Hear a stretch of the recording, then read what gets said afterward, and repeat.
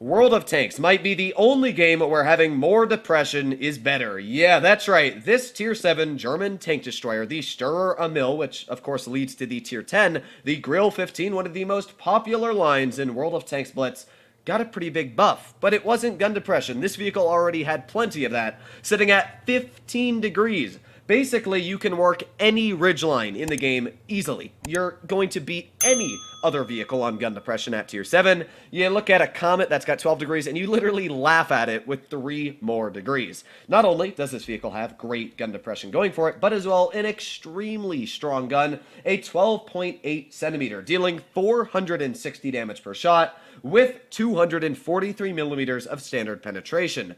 Unfortunately, it doesn't get premium ammunition, but when you've got that much standard pen, do you really need premium ammo? Not really. Unless you're going up against like a Tiger 2 and that's fully frontal on angled, you're really not going to struggle penetrating enemy opponents. The only thing I don't like about this vehicle is the fact that I'm so used to clicking my 3 key to load high explosive ammunition. I click it, but of course my HE is on the 2 key because this tank only carries 2 shells, and I get really discombobulated when I try to change my ammunition. But yeah, that gun with 2258 damage per minute and the fantastic penetration and alpha it has is really a vehicle you do not want to mess with. As well, it's got great aiming time at 2.7 seconds and not half bad dispersion at 0.326. Now, in the latest update for World of Tanks Blitz, this vehicle actually received quite a substantial buff. The top speed went from 25 to 30 kilometers per hour. Not only did the top speed go up, but as well, the engine power went up quite a bit, making the traverse speed go from 33 to 40.24.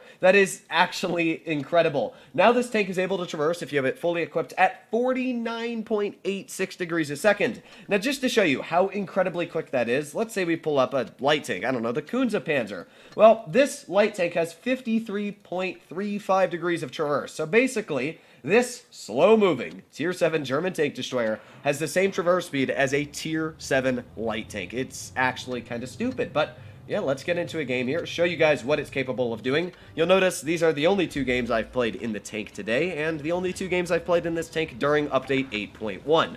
So yeah, it is really fun to play, which is surprising, because this is a tank that normally a lot of people would hate. Just looking at how big, slow, and basically non-existent armor this vehicle has, you'd think it's quite a bad vehicle. But I've always had a little bit of a niche towards this tank, because it's got such a fantastic gun.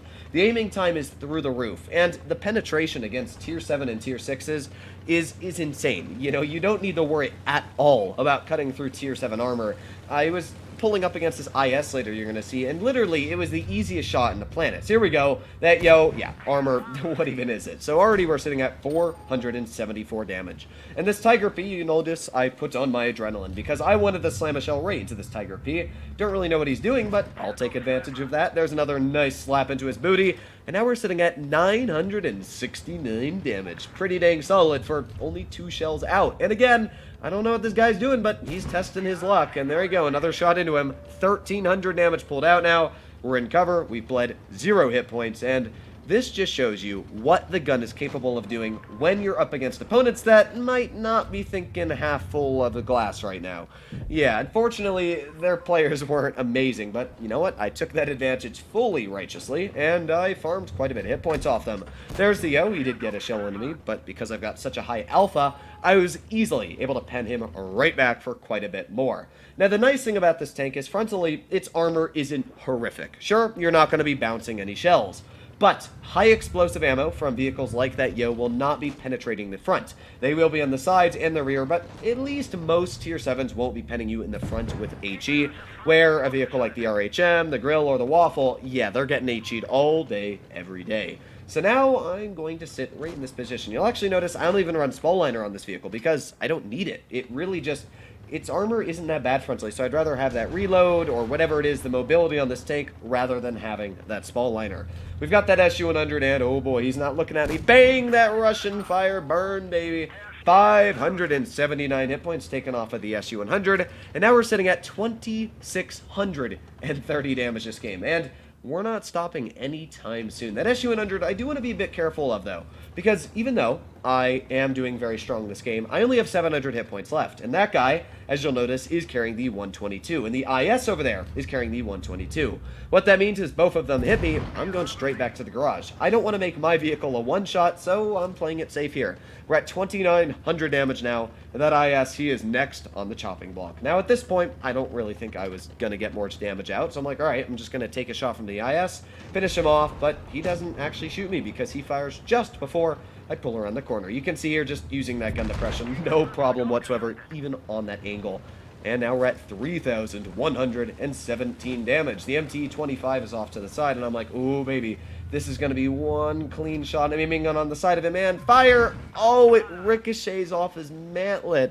Yeah, my luck sometimes really just does not like me, but it's fine. We're already over 3,000 damage. I'm thinking, okay, what is this guy going to do? Is he going to sit in that bush there? I didn't really want to take a blind shot. Might as well just drive into position, use that new top speed of 30 kilometers per hour. This tank actually doesn't seem that slow anymore to me. Like, 30 is a decent top speed for any vehicle that has a big alpha or pretty heavily armored. Now, of course, this doesn't have the most armor, but that alpha, oh, it just feels so good to slap somebody. We're at 3,405 damage now, and one more shell is all we need. Bang! There you go. Bit of a low roll, but I'll take it. We're still at 3,770 damage for the first battle. Are we going to be able to get this shell out? Are we? Come on, reload. I've got my adrenaline on. Ah! Just a dab little late there. Sorry, that wasn't really English, but just a tad bit late. And because of that, we didn't get out the final bit of 4,000 damage, but I'll still take 3,700. That's quite a bit for a tier 7 battle. The second game I played was a bit more challenging, and you're going to see where this tank does have its downsides, and it will always have these downsides. First of all, the mobility, while it's quite incredible on the traverse speed, it's still not amazing. 30 kilometers per hour, light tanks are going to run circles around you. However, I guess they won't be, judging that you turn just as fast as they do. But the thing is that you still got to be very careful. Your sides and rear are extremely weak. And I got very lucky the enemy Cheery was not a great player, because if he was, I probably would have been sent back to the garage very quickly. But either way, I'm again using that new top speed, getting into position as quickly as possible. There we are, reaching 30 kilometers per hour. One thing about the Sturer Emil is it's actually quite a heavy tank for how little armor it does have, but of course it does carry a pretty big armament. There's the Cheery, and I don't really know what he expected when he poked it again, but he missed his second shot, and we dealt 530 hit points in a standard shell. Obviously, the Cheery's armor basically is nothing compared to the mighty 243 pen that this vehicle carries. I was hoping maybe, just maybe, I could get a snap into that KV4, but no, not able to get it out yet.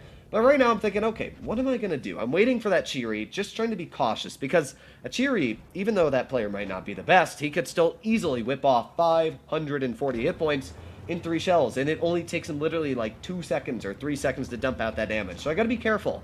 But I'm thinking, okay, well, he's obviously not here, so I'm just gonna drive up. We're gonna get a shell into the Vindicator here. Aiming, and fire! 483, and with that, 2 shells out, we're at 1,013 damage. And oh boy, you'll never guess who it is, the Cheery. I saw the first shell hit me, and I was like, I know exactly who that is. So he did take off about 330 hit points, but yeah, now it's my turn, and of course with that huge alpha, this guy, he's probably like, oh no. But yes, you are going to get hit quite hard. We track him perfectly. I wanted to make sure that he was locked down. I put on my adrenaline, and now we are going to reload. 3, 2, 1, and he does get that second shell into me, but because of that insane traverse, we were actually able to keep right up with this vehicle and finish him off. Now, we are very low. 64 hit points left, and it's only been about 2 minutes in the battle. Yeah, that's not great. It really hasn't been fantastic. And this shell here, I actually got really sad that missed. It just went into the edge of his tank instead of right more to the hull. But yeah, either way, that Vindicator, he wasn't the biggest of brain players. I really thought he was just going to drive straight towards me and try and kill me. But yeah, no, that Vindicator, you're going to watch him be big brain. Now, when I have the side of him here, it's going to take me a second to actually swap to high explosive ammunition, because I was actually trying to swap to it before he even poked out. But yeah, as I did say, it's on the 2 key instead of the 3 key, so it's something that I'm going to have to get used to if I'm ever going to run this tank again.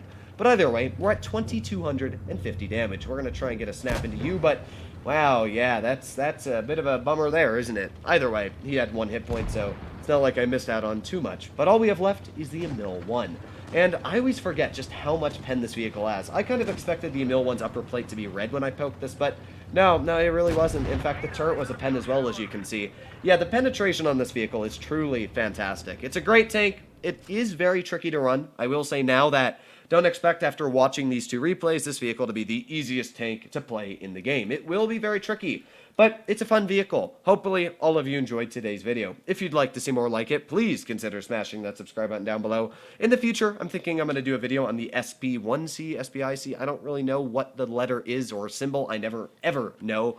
But, yeah, we're going to be making a video on that later today or tomorrow. But other than that, hopefully you enjoyed today's video, and I'll be seeing you in the next one. Bye-bye.